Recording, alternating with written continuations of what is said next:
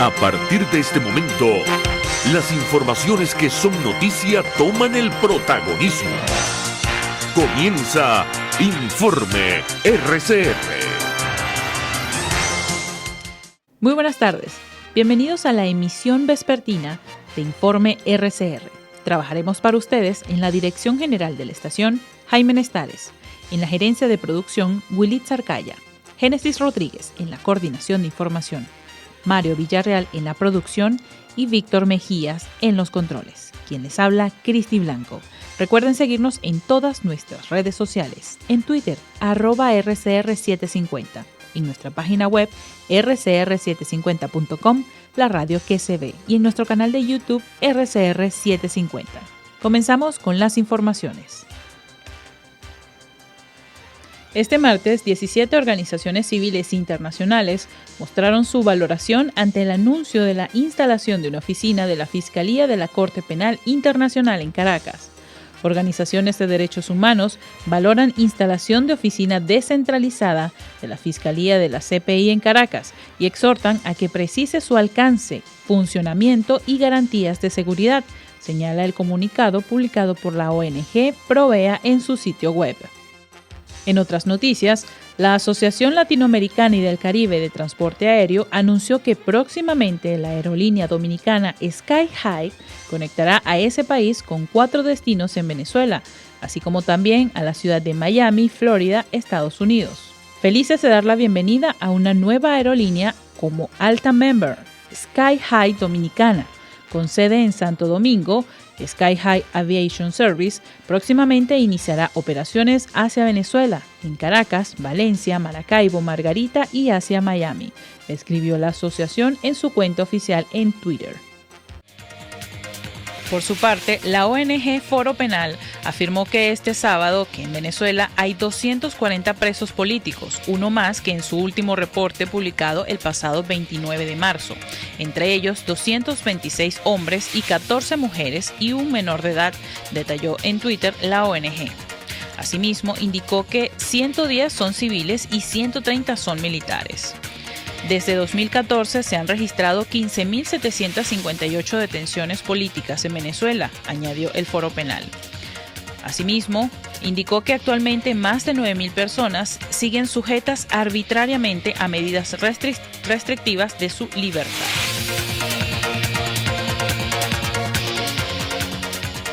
En otras informaciones, el pasado viernes 8 de abril, el rector y vicerrector impuesto por el régimen de Maduro en la Universidad Simón Bolívar se retiraron en un acto de grado tras el discurso de la graduando Gabriela Álvarez, donde evidenció la crisis que atraviesa la Casa de Estudios. Como castigo, las autoridades, Álvarez recibió su título de arquitecta de forma privada para que no fuera elogiada por los presentes luego de su discurso. La universidad está en mengua. Nos enfrentamos a una realidad aplastante, a una institución en decadencia, a una puesta en duda del futuro de nuestra casa de estudios, resaltó Álvarez. Escuchemos. Nos enfrentamos a una realidad aplastante, a una institución en decadencia, a una puesta en duda del futuro de nuestra casa de estudios. Por si fuera poco, lo anterior habría que añadir la falta de ética, de liderazgo y misticismo por parte de las autoridades rectorales ante hechos recientes. Que sean los valores los que guíen nuestras decisiones y caminos a transitar. Que se prevalezca la solidaridad y el respeto en el cultivo de las relaciones humanas. Que sea la búsqueda de la excelencia la que nos caracterice. ¡Bravo! ¡Bravo!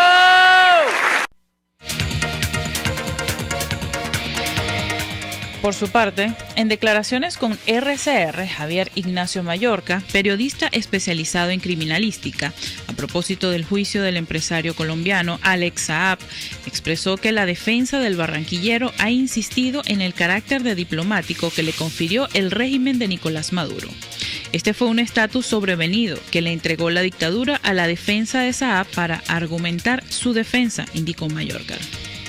La defensa de Alex Saab ha insistido en el carácter de diplomático del empresario barranquillero.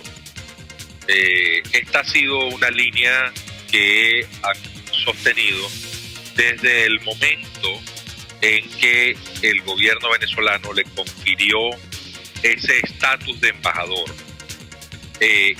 Y esto no es, digamos, previo a su detención, por el contrario. Este es un estatus que fue sobrevenido.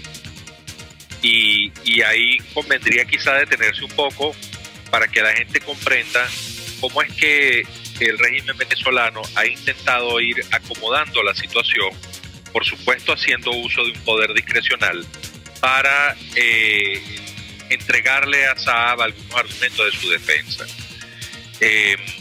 Saab, como sabemos, estaba como portando unas cartas en las que el gobierno venezolano lo autorizaba para entablar ciertos entendimientos con el gobierno iraní al momento en que lo detienen en Cabo Verde. Él llevaba unas cartas y básicamente allí lo que hacía era ejercer un rol de emisario, es decir, el portador del mensaje.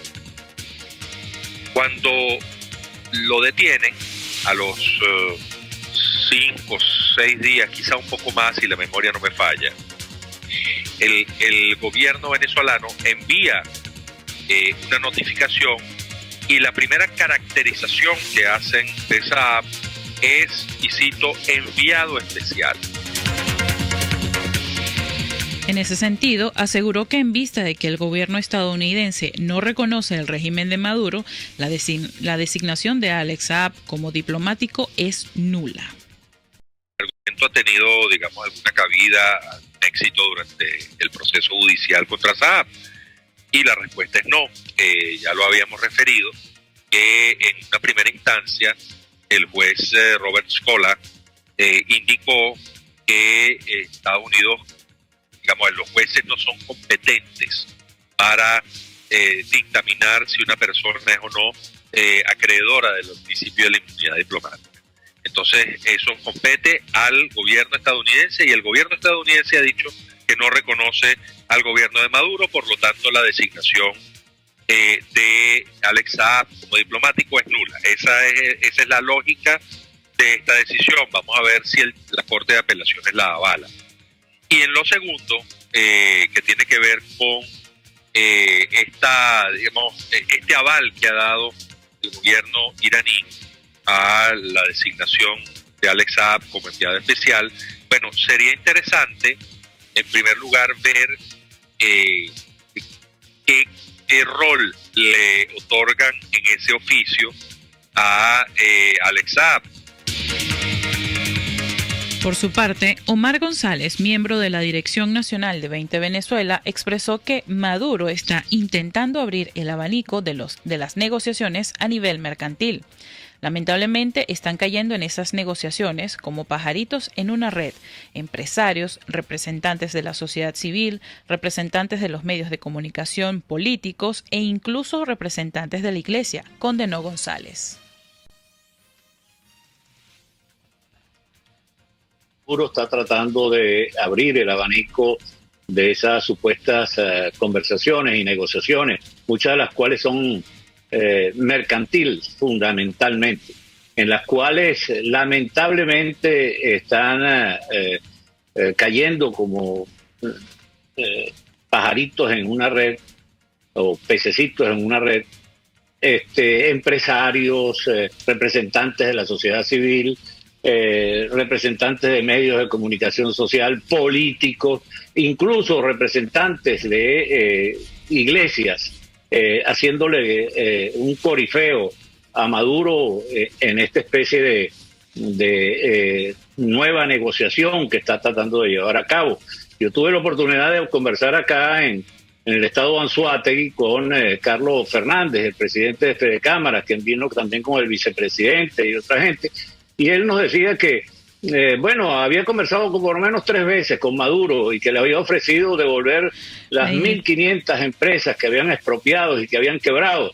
Y yo veía que a los empresarios que estaban con Carlos Fernández, el presidente de Cámara, se les pusieron los ojos como dos huevos fritos, en medio del desastre que hay en esta zona, como en toda Venezuela, de falta de agua, de falta de luz, de inseguridad, de los ampones haciendo de la suya.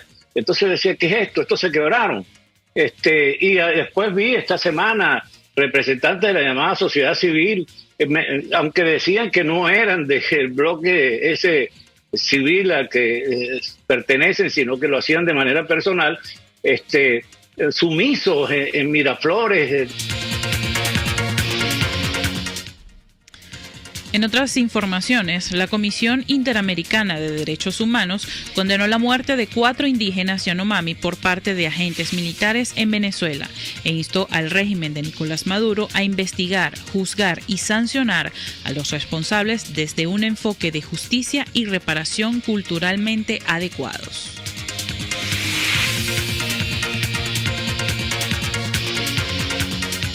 Por su parte, arribaron a Venezuela 1.800.000 dosis de vacunas contra la fiebre amarilla, procedentes de Brasil. De acuerdo a un reporte del Ministerio de Salud, este es el primer lote de dosis y que se encontraban distribuidas en 229 bultos de inmunógenos. La llegada de las vacunas forma parte de los acuerdos de cooperación técnica entre la OPS y sus países miembros para la prevención de brotes de fiebre amarilla en la región. En otras informaciones, el Observatorio Venezolano de Servicios Públicos informó este sábado que el 47% de los ciudadanos en 12 ciudades de Venezuela deben almacenar el agua como una alternativa ante la falta de suministro del líquido de forma continua por las tuberías. La organización explicó en un comunicado que esta práctica se evidenció en mayor medida en San Cristóbal, Táchira, en un 81,7%, seguidos de Mérida con 68,8% y Caracas en un 65,1%. En otros acontecimientos, en horas de la mañana de este domingo, un niño cayó en la alcantarilla de 10 metros de profundidad en la Cota 1000, adyacente a la avenida Baral de Caracas, según reportes del rescatista Delmiro de Barrio. Bomberos de Caracas procedieron a realizar las labores de rescate del menor de 10 años, quien se encuentra consciente. Presenta traumatismo cráneoencefálico leve, posible fractura de cúbito y radio y se encuentra ya en un centro asistencial. En materia regional, un grupo de invasores armados tomaron este sábado la finca La Esperanza en el municipio Machiques de Perijá, en el estado Zulia. Sin embargo, regresaron este domingo pese a la presencia de funcionarios de la Guardia Nacional. El periodista Daniel Danieri, quien reportó la situación, aseguró que los delincuentes secuestraron al dueño de la finca y luego de unas horas lo sacaron en moto porque querían lincharlo.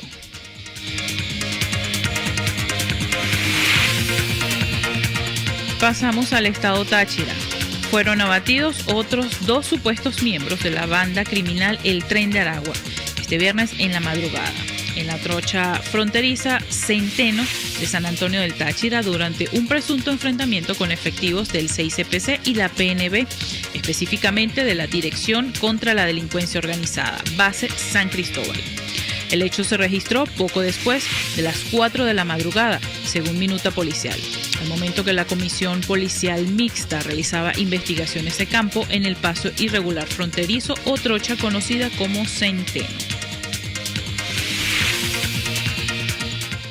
En economía, los 10 socios de la OPEP que participan en el pacto con Rusia y otros productores para limitar la oferta petrolera han bombeado en marzo 2.8 millones de barriles diarios por debajo de la cuota conjunta acordada para este mes.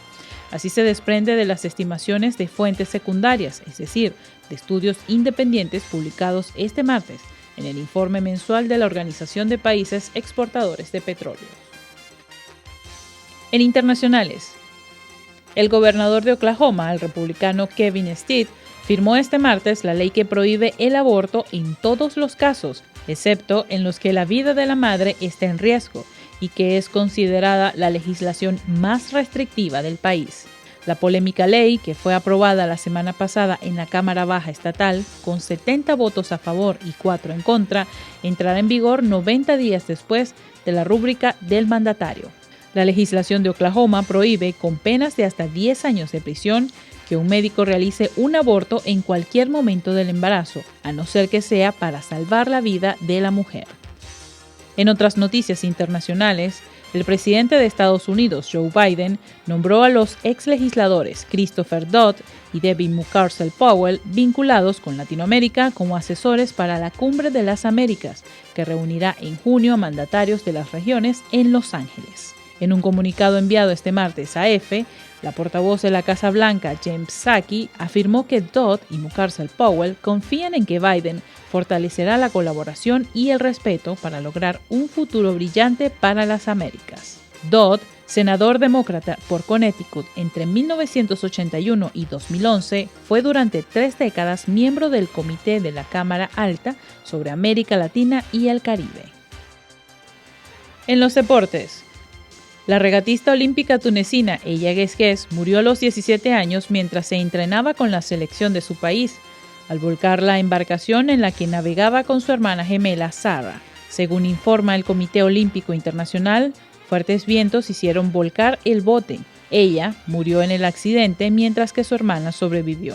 Ambas compitieron en los Juegos de Tokio 2020 cuando tenían solo 16 años, en la clase 49 FX, en la que ocuparon la 21ª posición. De esta manera concluimos este informe RCR en su emisión vespertina. Continúen con la programación de su RCR.